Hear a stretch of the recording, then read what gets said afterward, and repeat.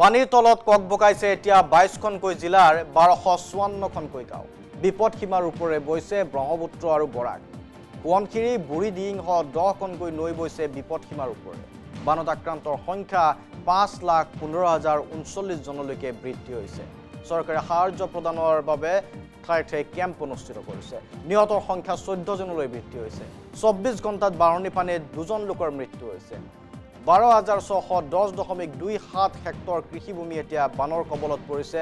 কৃষি শস্য ইতিমধ্যে বিনষ্ট হৈ পৰিছে। আমি আপোনাক বৰাকত দৃশ্য দেখুৱাইছিলোঁ। নগাঁওতো একেই পৰিস্থিতি।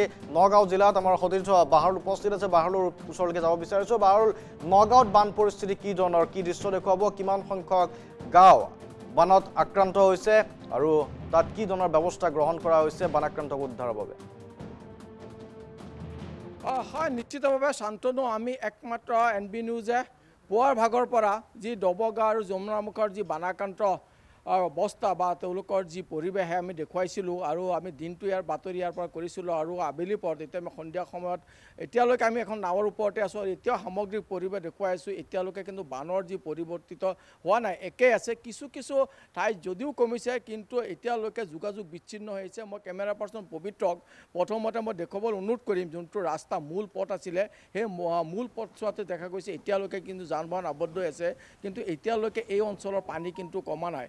আৰু আমি দেখুৱাইছিলোঁ একমাত্ৰ NB নিউজে একে দুৰ্গম জেগালৈকে আমি গৈছিলোঁ আৰু আমি তাত দেখুৱাইছিলোঁ তেনেকুৱা জলবন্দী হৈছিলে কেইবাটাও পৰিয়াল আৰু সেই পৰিয়ালটো এতিয়ালৈকে কিন্তু তেওঁলোকক উদ্ধাৰ কৰাৰ কোনো ব্যৱস্থা কৰা নাই। আৰু সেইসকল লোক, সেই বানাক্ৰান্ত লোক কিন্তু এতিয়ালৈকে অনাহাৰে আছে, 2টা দিন ধৰিকৈ অনাহাৰে আছে। সেয়া আমি বাতৰি সম্প্ৰচাৰ কৰি আহিছোঁ। আৰু এনেদৰে কিন্তু যি যমুনামুখৰ যি বৃহত্তৰ অঞ্চল, কৃষি প্ৰধান অঞ্চল, ইতিমধ্যে দেখা গৈছে সমগ্ৰ পানীৰ তলত বুৰ গৈছে। আৰু আমি যি তথ্যমতে কপিলী আৰু যমুনা আৰু নিশাৰী নদীৰ যি পানী, সেয়া পানীয়ে এই সমগ্ৰ অঞ্চল সুৰা সুৰা গাঁওবিলাকত সোমাই গৈছিলে আৰু বৰ্তমান 20খনৰো অধিক গাঁও বৰ্তমানলৈকে বানৰ কবলত পৰি আছে আৰু বানাক্ৰান্তসকলে কক বকাই আছে। কিন্তু এতিয়ালৈকে যি বানাক্ৰান্তৰ যি সাহাৰ্য সেয়া কিন্তু এতিয়ালৈকে প্ৰশাসনৰ ফালৰ পৰা কৰা নাই। গতিকে এয়া পৰিৱেশ মই দেখুৱাইছোঁ আৰু মই নাৱৰ ওপৰত আছোঁ আৰু ইয়াৰ পৰা আমি সামগ্ৰিক পৰিৱেশটো দেখুৱাম।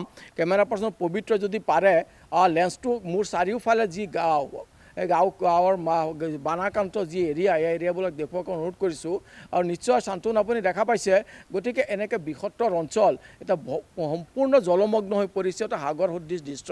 আৰু এনেদৰে কিন্তু এয়া নতুন নহয়, প্ৰতি বছৰে এই অঞ্চলৰ ৰাইজ কিন্তু বানাক্ৰান্ত হয়, বানত ভুগিবলগীয়া হয়। কিন্তু এয়া কিন্তু কোনো পাৰ্মানেণ্ট চলিউশ্যন নহ'ল, কোনো সমাধান নহ'ল। গতিকে এনেদৰে এইসকল লোক প্ৰতি বছৰে বানৰ লগত যুঁজ কৰিবলগীয়া হয়। গতিকে এয়া পৰিৱেশ আৰু প্ৰায় 20খনৰ অধিক গাঁও আৰু যি অঞ্চলসমূহ আৰু ইতিমধ্যে বিচ্ছিন্ন হোৱা অঞ্চলসমূহৰ কথা উল্লেখ কৰিলে যমুনামুখ সৰুপথাৰ যি যোগাযোগ আছিল সেয়া বিচ্ছিন্ন হৈছে। কামপুৰ আৰু যমুনামুখ ৰাস্তা যি পথছোৱা আছে সেয়া বিচ্ছিন্ন হৈছে। যমুনামুখ টু ডবগা যি পথ আছিলে সেয়া বিচ্ছিন্ন হৈছে। মুঠতে 3টাকৈ ৰাস্তা যমুনামুখৰ পৰা নগাঁও চহৰলৈ হওক বা হোজাই চহৰলৈ হওক যি যোগাযোগৰ পথ আছিলে সেয়া বিচ্ছিন্ন হৈ পৰিছে।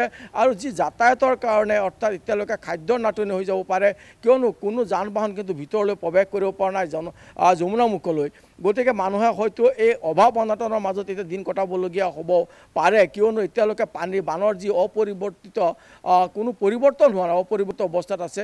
কিছু কিছু জেগাত কমিছে যদিও কিন্তু এতিয়ালৈকে মূল পথ কিন্তু এতিয়ালৈকে বিপদমুক্ত হোৱা নাই বা যাতায়াতৰ সুবিধা হোৱা নাই। মোৰ লগত এজন সচেতন যুৱক আছে এইটো অঞ্চলত, তেওঁৱে এইখন নাৱলৈ আমাক ভিতৰ অঞ্চললৈ লৈ আহিছে।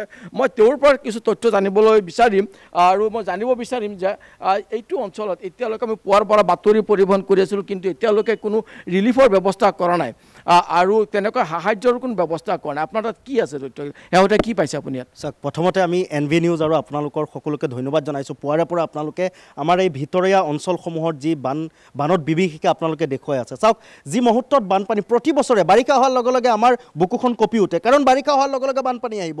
ইয়াত আপুনি ইতিমধ্যে উল্লেখ কৰিছে যে পাৰ্মানেণ্ট চলিউশ্যন কি আছে। প্ৰতি বছৰে বানপানী অহাৰ লগে লগে এই স্থানতে পানী যায়, বিভাগীয় লোকসকল আহে, প্ৰশাসনৰ লোকসকল আহে, ইয়াত চায়, কিন্তু পাৰ্মানেণ্ট চলিউশ্যনটো ক'ত হৈছে? আজি কপিলী কোন ছাইডেৰে পানী আহিছে, আজি যমুনাৰ কোন ছাইডেৰে পানী আহিছে, নিশাৰীৰ কোনফালে পানী আহিছে, সেই পাৰ্মানেণ্ট চলিউশ্যন যদি মথাউৰিসমূহ যদি পাৰ্মানেণ্টভাৱে দি দিয়াহেঁতেন হয়তো এনেধৰণৰ এই ভয়ংকৰ পৰিৱেশ নহ'লেহেঁতেন। কাৰণ প্ৰতি বছৰে বাৰিষা অহাৰ লগে লগে বানপানী বাঢ়ি যোৱাৰ লগে লগে দেখিবলৈ পোৱা যায় যমুনামুখকে আদি কৰি বকলগুৰিকে আদি কৰি হোজাইৰ এই অঞ্চলসমূহ বা কামপুৰ এই যি অঞ্চল বৃহত্তৰ, আপুনি কুৰিখনটো হয়তো কেনেদৰে কৈছে নাজানো, প্ৰায় 50খনৰো অধিক গাঁও, কুৰিখন এতিয়াও বানত প্লাবিত হৈ আছে, কিন্তু 50ৰো অধিক গাঁও বানৰ কবলত পৰিছে। আৰু বানপানী অহাত যি কষ্ট, বানপানী যোৱাৰ সময়ত আৰু ভয়ংকৰ কষ্ট হয়, কাৰণ বোকাময় হৈ পৰে, তেওঁলোক ওলাব নোৱাৰে কোনো ধৰণৰ। আৰু ইতিমধ্যে আপুনি কৈছে যে ৰাতিপুৱা আপুনি এফালে যাওঁতে বিষাক্ত সাপ ওলাইছিলে, মই বহুত ভয় খাইছোঁ। আৰু এই পাৰ্মানেণ্ট চলিউশ্যনটো কোনে দিব? আৰু অত্যন্ত লাজৰ কথা, দুৰ্ভাগ্য যেন এয়া ক'ব লাগিব, যদিও ডিলিমিটেশ্যনৰ পিছত এই অঞ্চলখিনি ব্ৰহ্মপুৰত সোমাইছে, কিন্তু পূৰ্বে এই অঞ্চলৰ ভোটাৰে কিন্তু এয়াৰ ডিফক ভোট দিছে। আজি এয়াৰ ডিফৰ নেতাসকল ক'ত? আজি সংখ্যালঘু নেতাসকল ক'ত? আজি এই সংখ্যালঘু নেতাসকল আজি সিদিনাখন পঞ্চায়ত নিৰ্বাচন যাওঁতে যিসকলে কৈছিলে যে পানীৰ সময়ত, যিসকলে কৈছিলে যে আমি দুৰ্দশাৰ সময়ত তেওঁলোকৰ কাষ চাবি, আজি তেওঁলোক ক'ত? আজি কবলগীয়া হৈছে। কিন্তু যিসকল নেতা আছিল, সংখ্যালঘু নেতা আছিল, সংখ্যালঘু অঞ্চলৰ AIDF-ৰ নেতা আছিল, পানীৰ মাজত ককবকাই থকাৰ পাছতো তেওঁলোকৰ কিন্তু কোনো ধৰণৰ খবৰ নাই। নিৰ্বাচনৰ সময়ত ধৰ্মীয় সংখ্যালঘুৰ হোৱাৰ দোহাই দি বা ধৰ্মীয় আৱেগৰ দোহাই দি তেওঁলোকে ভোট বিচাৰে, কিন্তু যেতিয়া বিপদত পৰিছে ধৰ্মীয় সংখ্যালঘু লোকসকলৰ, তেওঁলোকৰ সংখ্যালঘু নেতা কিন্তু আজি সেই সংখ্যালঘু লোকসকলৰ লগত নাই। ধন্যবাদ জ্ঞাপন কৰিছোঁ। বাৰুল আমি দেখুৱাই গৈছোঁ ৰাজ্যৰ প্ৰান্তে প্ৰান্তে বানাক্ৰান্তৰ অৱস্থা, ৰাজ্যৰ বিস্তীৰ্ণ অঞ্চল এতিয়া বানত ককবকাইছে।